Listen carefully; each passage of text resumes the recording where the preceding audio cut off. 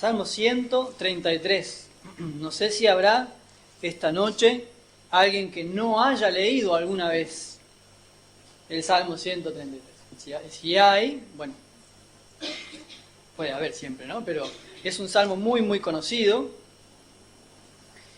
y su mensaje también muy conocido, pero siempre vigente, siempre relevante. Si lo tienen, lo vamos a leer, lo voy a leer desde Reina Valera 1960, dice: mirad cuán bueno y cuán delicioso es habitar los hermanos juntos en armonía. Es como el buen óleo sobre la cabeza, el cual desciende sobre la barba de Aarón, y baja hasta el borde de sus vestiduras, como el rocío de Hermón que desciende sobre los montes de Sión, porque allí envía Jehová bendición y vida eterna. El Salmo 133, si ustedes se fijan debajo del título, en realidad es parte del título en el idioma original, habla de un cántico gradual de David. Este es el penúltimo de los salmos o de los cánticos graduales que están contenidos desde el Salmo 120 al 134. Son 15 salmos a los que se les denomina graduales o ascendentes. La palabra en el idioma original es arte de ascender o arte de subir. ¿Por qué se llaman así? Hay tres posibilidades. Una de ellas es por cómo están escritos. La construcción en el idioma hebreo se van como escalonando cada nuevo párrafo, si se pudiera dividir en párrafos, se edifica sobre el anterior y se va formando como una escalera. Otra de las posibilidades es la que transmite la tradición, la Misná de los hebreos, ahora que los sacerdotes, en la época del Segundo Templo, cantaban estos salmos sobre 15 escalones, cada escalón un salmo, pero la más popular y la mayormente aceptada es que se trata de un conjunto de salmos que los judíos entonaban cuando iban camino a Jerusalén, al templo, 3 veces al año, en las festividades más importantes del pueblo. Mientras iban subiendo, Jerusalén está literalmente sobre un monte, así que ellos iban ascendiendo. La temática de los salmos también es ascendente, comienza con el pecado y la necesidad de la restauración de Dios y termina en 134 con la alabanza plena. Pero hay algo acerca del contexto de este Salmo 133 que me parece muy, muy interesante. Cuando nos preguntamos qué llevó a David a componer este salmo, que es una pregunta que tendríamos que hacernos siempre de todo lo que leemos de la Biblia, porque los autores bíblicos no escribieron en el vacío, sino en contextos históricos, sociales, culturales y espirituales, precisos, específicos. Ellos escriben desde un lugar y le escriben además a una comunidad que los va a leer. Entonces es una buena pregunta siempre comenzar por qué llevó al autor a escribir lo que escribe. Y en el caso del Salmo 133, que está registrado que es un salmo de David, me gusta cómo lo dice Calvino, así que yo me voy a tomar unos minutos para leer directamente su comentario porque me parece muy interesante y porque él lo puede decir mejor que yo. Cito, dice Juan Calvino: no tengo dudas de que David en este salmo da gracias a Dios por la paz y la armonía que había tenido éxito en un estado largo y melancólico de confusión y división en el reino. Mientras tanto, ustedes pueden ir pensando en lo que estamos leyendo de 1 Samuel en estas últimas semanas. Y exhortaría a David a todos individualmente a estudiar el mantenimiento de la paz. Este es el tema ampliado, al menos hasta donde la brevedad del Salmo lo admite. Había mucho terreno para alabar la bondad de Dios en los términos más altos, para unir en uno a un pueblo que había sido tan deplorablemente dividido. Incluso cuando David llegó por primera vez al reino, una buena parte de la nación lo vio como un enemigo del bien público y se alejaron de él. De hecho, era tan mortal la enemistad que existía que nada más que la destrucción del partido opositor parecía ser la respuesta para la paz. La mano de Dios se vio maravillosamente en la concordia que siguió entre ellos. cuando estos, que habían sido inflamados con la antipatía más violenta, se unieron cordialmente. Esta peculiaridad en las circunstancias que provocaron el Salmo ha sido, lamentablemente, eludida por los intérpretes, quienes han o hemos considerado que David simplemente hace una recomendación general sobre la unión fraternal, sin cualquier referencia particular. La exclamación con la que abre el Salmo, «He aquí», es particularmente expresiva. No solo porque establece el estado de las cosas visiblemente ante nuestros ojos, sino que sugiere un contraste tácito entre el deleite de la paz y las conmociones civiles que casi habían destrozado el reino. Expone la bondad de Dios en términos exaltados, ya que los judíos, por una larga experiencia de disputas intestinales que habían llegado a arruinar la nación, aprendieron el valor inestimable de la unión. Nosotros, nos habría dicho David, que naturalmente somos hermanos, nos habíamos dividido tanto como para vernos con un odio más amargo que cualquier enemigo extranjero. Pero ahora, qué bien deberíamos cultivar un espíritu de concordia fraternal.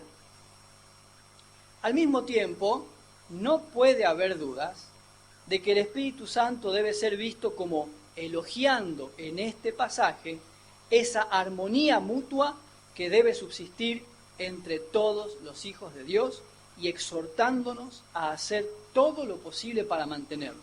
Es el fin de la cita. Y es un pensamiento que vamos a encontrar también en, por ejemplo, el apóstol Pablo en Efesios 4, del 1 al 3, que se leyó antes.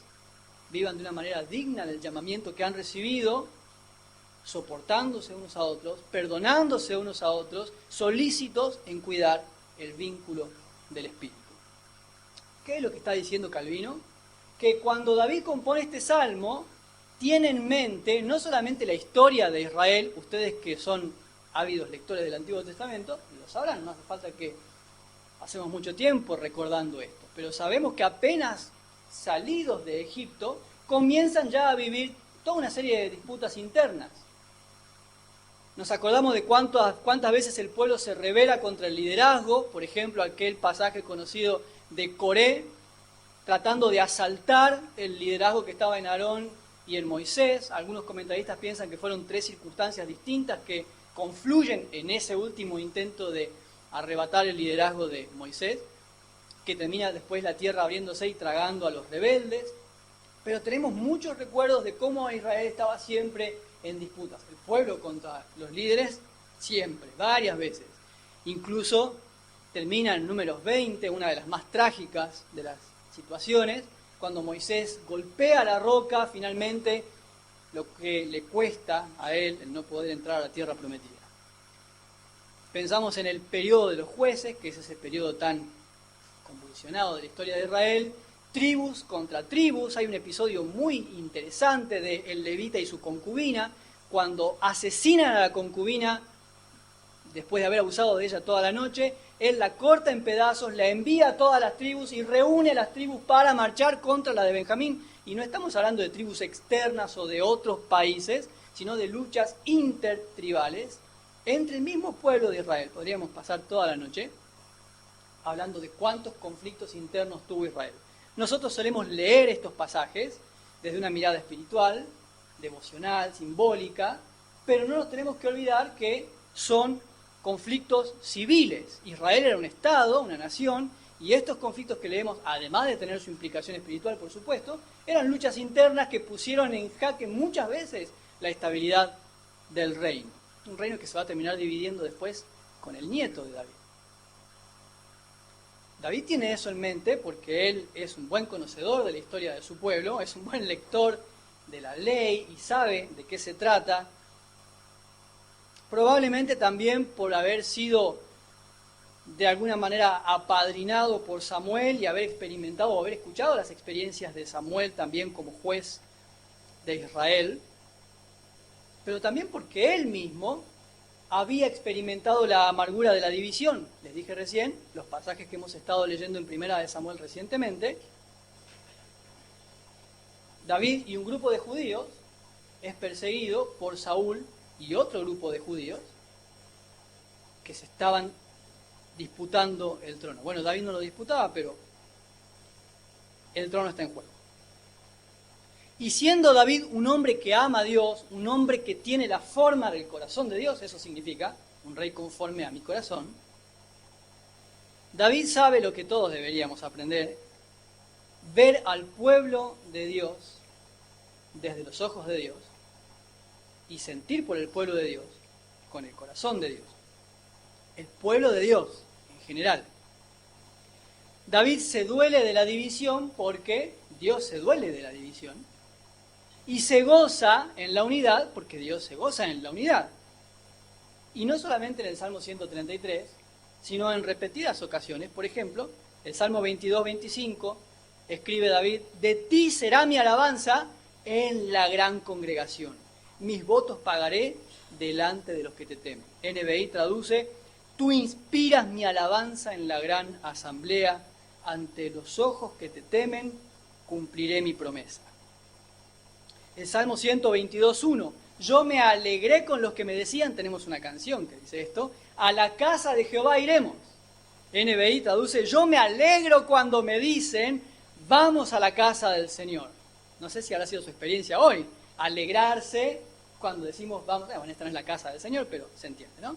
El Salmo 71.4: gócense y alégrense en ti todos los que te buscan, y digan siempre los que aman tu salvación, engrandecido sea Dios. También podríamos pasar un buen rato de esta noche leyendo el Salmo 135, donde David está invitando a toda la asamblea del pueblo de Dios: vamos juntos a alabar al Señor, porque hay un gran deleite, hay una gran riqueza, una enorme bendición cuando estamos juntos en la presencia de Dios. Pero no vamos a leer todo eso. Bastará con decir que el hecho de que se le asignan o se reconocen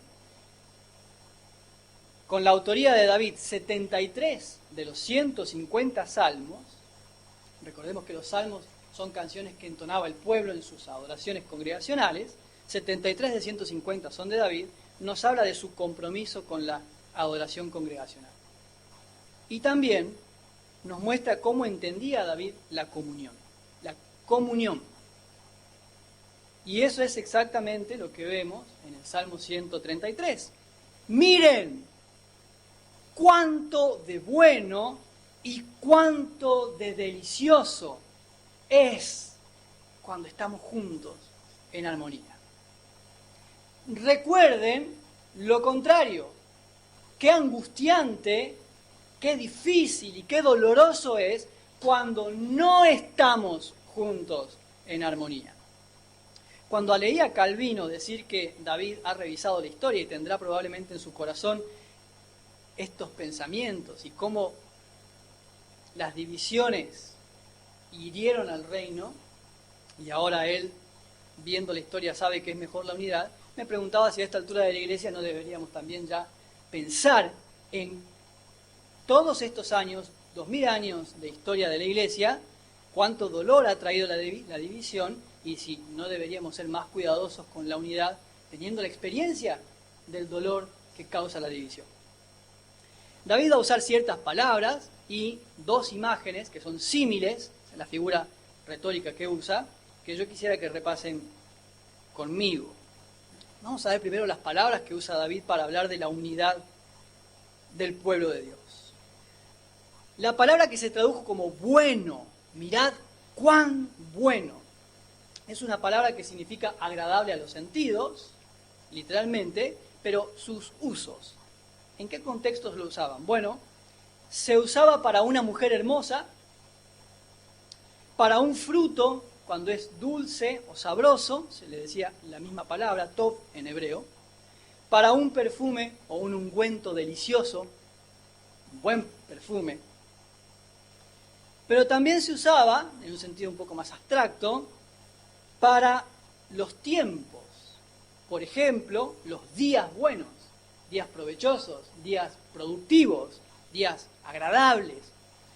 También para años felices, buenas temporadas, buenas épocas, tal vez de cosecha o tal vez de paz en medio de los enemigos. Se usaba esta misma palabra. También se utilizaba para hablar de lugares o personas que dan placer, felicidad y prosperidad. Por ejemplo, un banquete o una fiesta. En ese contexto de estar en un lugar y con personas que, qué agradable es, se usaba esta palabra. Todo, cuán bueno es. La segunda palabra, la que se tradujo como delicioso, en la otra versión habla de agradable, significa literalmente encantador, hermoso, dulce, es la palabra Naim, como el lugar de donde provenía la viuda a quien Jesús le devolvió su hijo. Tiene la idea de un prado en el que uno puede descansar o de una música agradable a los oídos. ¿Se dan cuenta cuál es el sentimiento, si se puede usar la palabra? La imagen que tiene David y las palabras que está usando para tratar de transmitirle al pueblo cuál es la característica, la cualidad, cómo luce y cómo debe vivirse la unidad y la comunión del pueblo de Dios. Cuán bueno y cuán delicioso es, tanto como todas estas cosas que acabo de mencionar. Pero además usa otras palabras que son muy interesantes también, y es la que le sigue. Cuán bueno y cuán delicioso es no solo pasar tiempo juntos, habla de habitar los hermanos juntos en unidad. La palabra que se tradujo habitar es yashab en hebreo, significa literalmente sentarse, pero se usaba en el sentido de asentarse en un lugar, establecerse, morar en algún lugar. Cuando se dice que Abraham salió de tal lugar y habitó en tal otro, se usa esta palabra. La comunión interna se puede apreciar o no en la convivencia. En ese deseo de estar juntos. Si yo les digo que amo a Dios y no deseo pasar tiempo con Dios, ustedes me van a decir que algo no está bien. Y van a tener razón. Si yo les digo que amo a mis hijas y no deseo pasar tiempo con mis hijas, ustedes me van a decir que algo no coincide, porque como dice Héctor Salcedo, el amor se traduce en tiempo. Lo mismo ocurre cuando yo digo que amo a la iglesia y no deseo pasar tiempo con la iglesia. Algo no coincide. Cuando leemos Hechos 2, y también 3 y 4, pero particularmente en Hechos 2, lo que vemos es a los primeros cristianos deseando pasar tiempo, todo el que pudieran, con otros cristianos. Y no solamente nos dice cuánto convivían, sino cómo convivían. Nadie decía ser suya propia ninguna de las cosas que poseían, sino que las vendían y las ponían para el bien común porque había una preocupación por el otro. Y habitaban todos los días juntos, partiendo el pan en las casas y teniendo comunión unos con otros. Hechos 2, capítulo 1 dice, cuando llegó el día de Pentecostés, estaban unánimes juntos. Otra traducción usa las palabras, tenían una misma mente y un mismo corazón, que es la traducción de la palabra unánime, del latín un ánima, un alma. Estaban juntos, sí, compartían las cosas, es cierto, pasaban tiempo orando y estudiando la Biblia, pero todo eso era el resultado de que tenían un mismo pensamiento, un mismo corazón, un mismo sentir, una misma alma.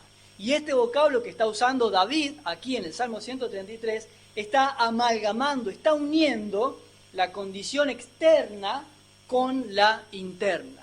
Miren qué bueno y qué delicioso es cuando conviven juntos como resultado de que desean estar juntos, que se aman mutuamente, que tienen un mismo pensamiento, que tienen un mismo deseo. Charles Spurgeon llama la atención sobre esa primera palabra, mirad, y dice, puede verse la unidad, puede verse porque es la característica de los verdaderos santos. La unidad puede verse porque es la característica de los verdaderos santos. O sea, un cristiano genuino desea estar con otros cristianos.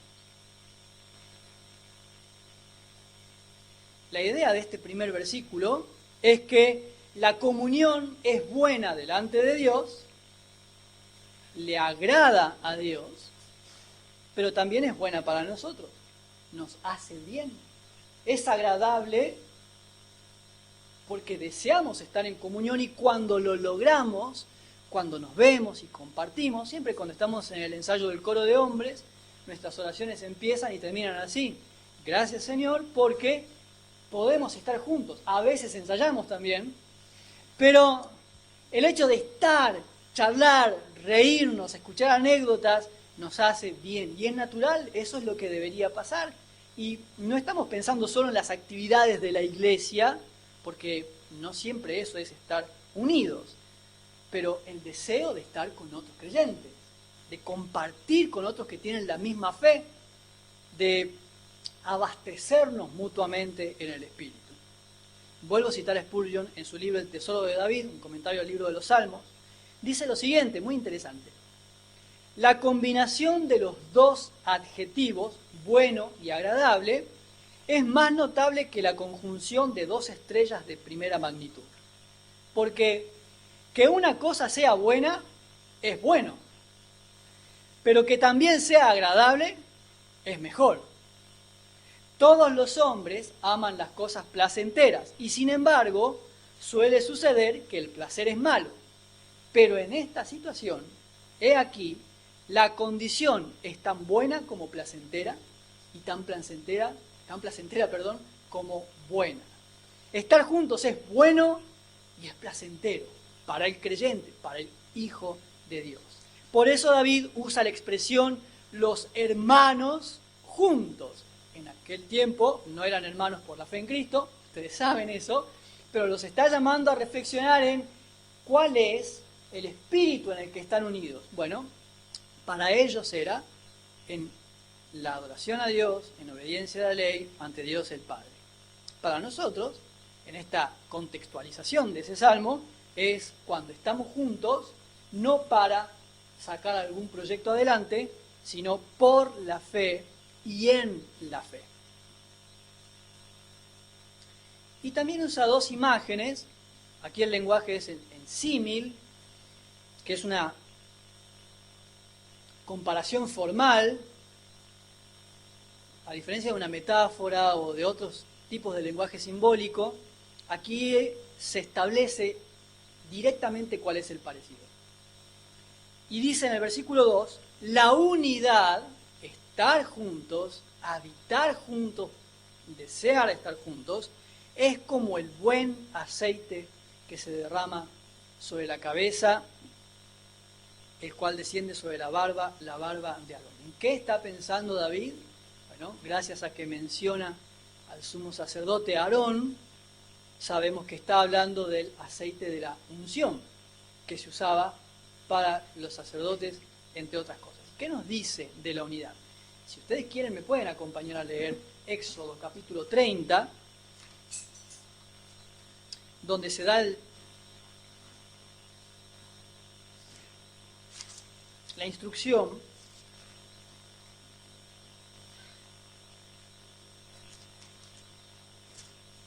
Éxodo 30, 22 al 30.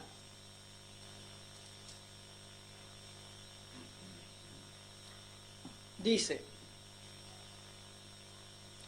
habló más Jehová a Moisés diciendo, tomarás especias finas, es decir, costosas, especiales, no comunes, de mirra excelente, 500 siclos, y de canela aromática la mitad, esto es 250, de cálamo aromático 250, de casia, otra especia muy fina, 500, según el ciclo del santuario, y de aceite de olivas un hin. Y harás de ello el aceite de la santa unción, superior ungüento. Según el arte del perfumador, será el aceite de la unción santa. Con él, con este aceite, ungirás el tabernáculo de reunión, el arca del testimonio, la mesa con todos sus utensilios, el candelero con todos sus utensilios, el altar del incienso, el altar del holocausto con todos sus utensilios, y la fuente y su base. Así los consagrarás y serán cosas santísimas. Todo lo que tocare en ellos será santificado.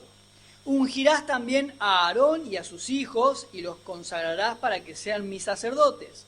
Y hablarás a los hijos de Israel diciendo: este será mi aceite de la santa unción por vuestras generaciones. Preste atención.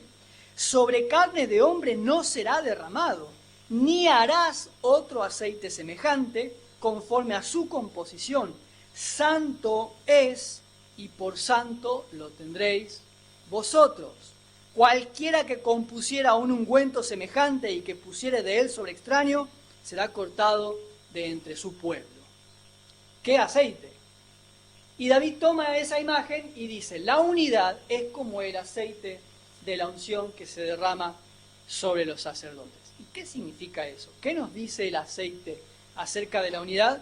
En primer lugar, que la unidad del pueblo de Dios es preciosa y única como el aceite. Se hacía de las mejores especias y era muy valioso. Y la unidad del pueblo de Dios es sumamente valiosa. No de Congregación Pacto de Gracia, del pueblo de Dios. Y además es única, igual que el aceite. Yo puedo tratar de reemplazar a la iglesia en mi vida con otras compañías, otras relaciones, otros contratos, pero no voy a encontrar nunca en ningún lugar lo que Cristo me da en su iglesia. Tengo buenos recuerdos jugando al fútbol con mis compañeros en el club. También tengo malos, pero tengo buenos. Tengo buenos recuerdos con mis compañeros en el colegio y con mis amigos en la plaza, pero no hay nada como la comunión con otros creyentes. No he recibido, no podré jamás, ni de mi familia, si es que mi familia no es cristiana, no hay nada como la comunión de los santos en Cristo. Es única. Nos dice también que es santa, es para Él. Él la reservó para sí mismo, ese es el concepto de santo. Separado y santificadora, además. Déjeme explicar. Lo que el aceite tocaba, quedaba consagrado para Dios también. En nuestros tiempos, esta obra santificadora de la unidad es lo que Dios produce en nosotros cuando estamos juntos. Somos expuestos a su palabra, a orar unos por otros, a la disciplina, al consejo, que estuvo hablando José estos 3 o 4 miércoles que pasaron. Decía Mirta recién, qué importante tomar consejos. Todos nosotros tenemos problemas para recibir consejos. Yo sé que todos tenemos al menos un consejo que no estamos haciendo caso, pero es parte de esa comunión del cuerpo de Dios, el cuerpo de Cristo. En la unidad, el Señor va formando a Cristo en nosotros. No en la reunión, no acá y ahora, en la unidad. Cuando yo me abro y soy expuesto a la comunión con mis hermanos.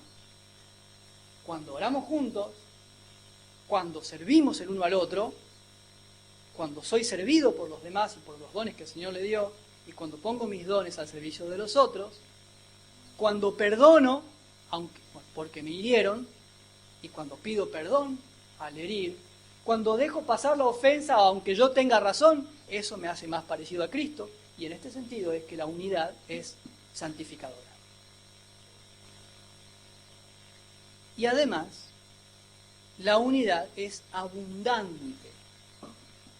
Si dan vuelta a su página, los que están en Éxodo 30, en el capítulo 29, desde el versículo 4 al 7, también Dios le da la instrucción a Moisés de cómo debía ungir a Aarón. Esta es la imagen que David tiene en su mente, la unción del sumo sacerdote. Y dice: llevarás a Aarón y a sus hijos a la puerta del tabernáculo de reunión y los lavarás con agua. Y tomarás las vestiduras y vestirás a Aarón la túnica, el manto del éfod, el éfod y el pectoral, y la ceñirás con el cinto del éfod, y pondrás la mitra sobre su cabeza y sobre la mitra pondrás la diadema santa. Luego tomarás el aceite de la unción y lo derramarás sobre su cabeza y le ungirás. Algunos han debatido, para mí sin sentido, cuánto aceite derramaban sobre el sacerdote. La verdad, no hay demasiadas evidencias para saber cuánto era, pero sí sabemos que era suficiente como para que el aceite corra. Bueno, de hecho la palabra que se tradujo derramar significa literalmente fluir, correr. Y David nos dice en el Salmo 133, con razón, que comienza por la cabeza y llega hasta aquí, hasta esta parte de lo que es nuestro cuello, salvo que ustedes sepan otro nombre para esto, ustedes que están en el rubro, pero nosotros le decimos acá el cuello de la ropa, que todo eso quede cubierto por el aceite. Y el símbolo es la abundancia. La abundancia en aquel momento de cómo el Espíritu Santo iba a reposar sin medida sobre el sacerdote. Pero ¿a qué nos referimos cuando decimos que la comunión, que la unidad es abundante? Bueno, es que no importa cuánto tiempo pasemos juntos, nunca nos cansamos. Siempre hay más. Siempre hay más del Señor. Por eso es que cuando me encuentro con mis hermanos, amo estar con mis hermanos en Cristo, son 10, 11, 12 de la noche y no me canso de estar con ellos. ¿No les ha pasado? Y si no les ha pasado, bueno, quizás quiera revisar su corazón. Porque hay abundancia en estar juntos. No se me agota el tiempo. Podríamos estar horas charlando de las cosas del Señor. ¡Horas! Bueno, a veces el sueño vence las responsabilidades. Y uno tiene que decir, nos tenemos que ir, pero ya nos vamos a juntar. Después eso nunca pasa. Pero ese deseo profundo que nos sacia y que nunca se agota. Venimos acá, o en casa, o en la plaza, o nos encontramos ocasionalmente, o donde sea, y siempre hay más del Señor. Y esta comunión, esta unidad, nunca se agota. Como el aceite de la unción, está pensando David en este versículo 2, como el aceite de la unción, la unidad es preciosa y única, es santa y santificadora y es abundante. La segunda imagen que tiene David en mente, la usa en el versículo 3, como el rocío de Hermón. Aquí hay una dificultad en la traducción, como el rocío de Hermón que desciende sobre los montes de Sión. La dificultad consiste en que Hermón está al norte de Palestina, al noreste del Mar de Galilea, y Sión al sur, en la región de Judá. Entonces, ¿cómo corre el rocío desde el monte Hermón hacia Sión recorriendo tantos kilómetros? Bueno, la mejor explicación es que lo que David está pensando es que el mismo rocío que cae en Hermón es el que cubre también en Sión. George Adam Smith, en su libro Geografía Histórica de la Tierra Santa, está contando lo seco y árido que es el clima en Palestina. Incluso él ahí en la página 65, él menciona que desde mayo a octubre no llueve, sin embargo, la neblina de la mañana es muy común. Y ahí mismo dice él, el rocío de las noches sirias es excesivo. Muchas mañanas parece como si hubiera llovido mucho. Ese es el rocío de Hermón que David está mirando. La Biblia de Cambridge para universidades dice, el rocío es un símbolo de lo que es refrescante, vivificante y vigorizante. Y el salmista compara la influencia de la unidad fraternal sobre la nación con el efecto del rocío sobre la vegetación. Lo voy a decir de otra manera. En ese clima árido donde no llueve durante 6 meses y hace falta porque hace mucho calor, el rocío es lo que mantiene los campos y la vegetación viva. Y así es la unidad. Nos mantiene vivos, vigorosos y reverdeciendo. O, dicho en negativo, así es la falta de unidad. Nos seca, nos destruye, nos apaga. Benson también dice algo interesante sobre esto. Así como con el símil anterior, David ilustró lo agradable de la unidad, aquí señala la rentabilidad de la unidad. Yo sé que rentabilidad es una palabra que por ahí le suena incómoda, pero él se refiere a el fruto bendito que produce la unidad.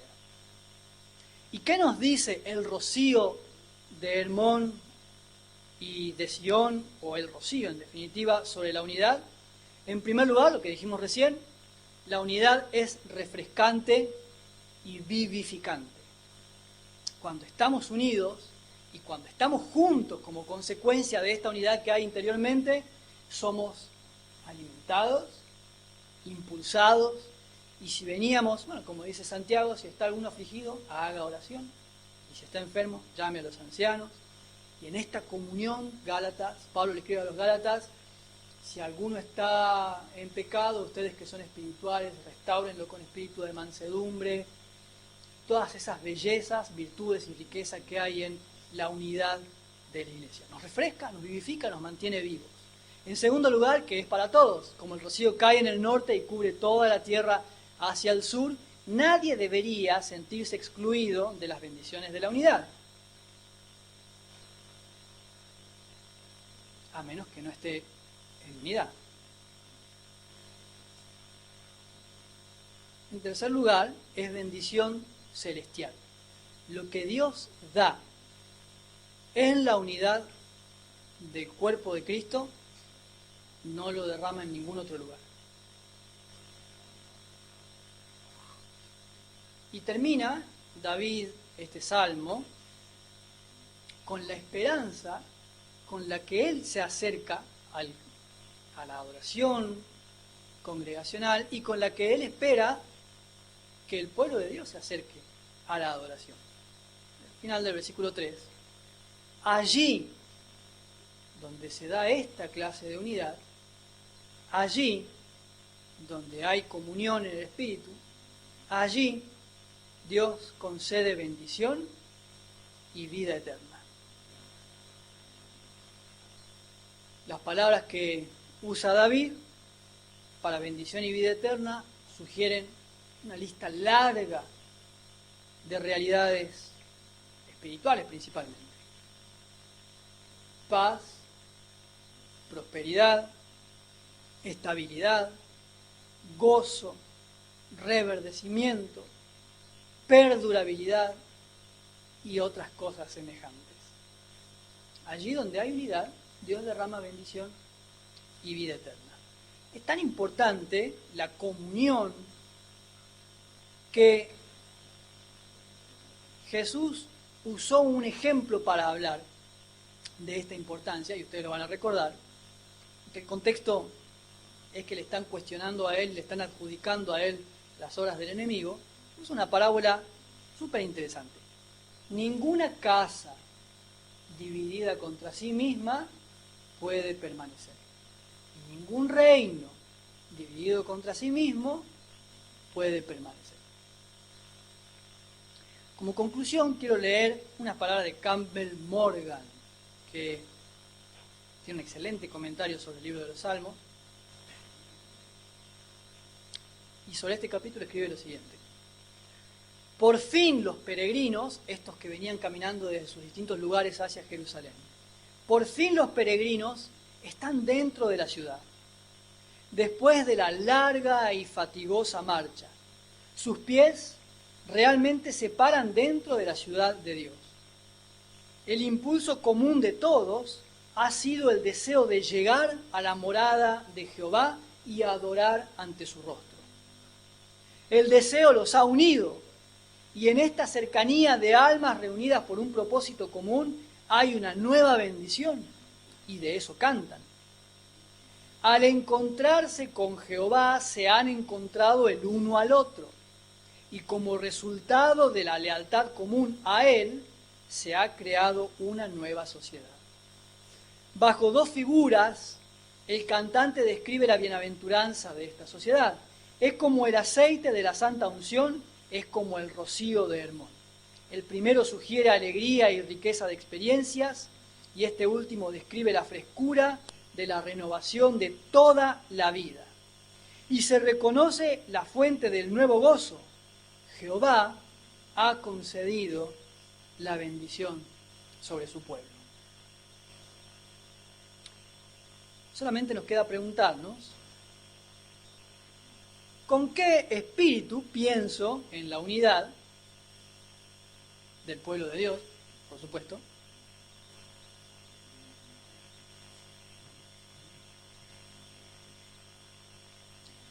¿Qué importancia o cuál es el lugar que ocupa en mis prioridades como cristiano la unidad del pueblo de Dios? Vamos a orar.